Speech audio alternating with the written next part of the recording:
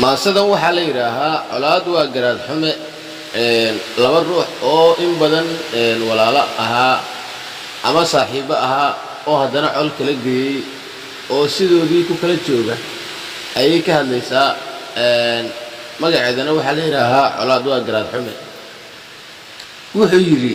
guyaa laba heshiis ahaa oo gacal xigaaliyo garab isu ahaan jiray marbay guluf colaad iyo dhaxmartaa gariifee garta ruux baa iska leh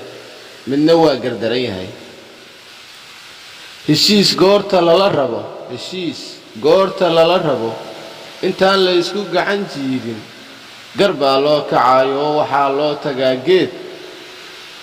garashadu siday tahay ama aan ka soo gaarnay dhaqankeena guunka ah kolka wadarta guudiyo intii xaaje gali lahayd golaha ay dhex joogaan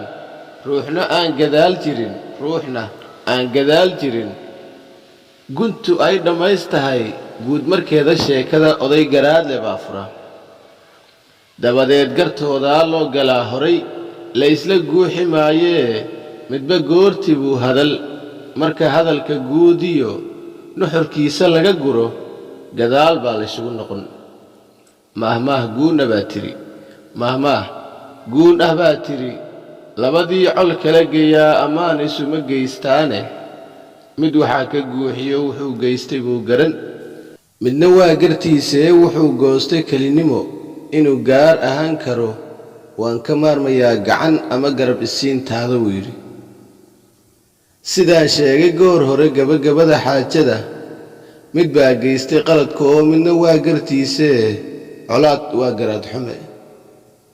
maahmaahda kaba garo gacmo wada jirkooda ay wax ku goyn karaan abid godintaba ma goyseen geedaha awoodda leh haddii aan la gelin daab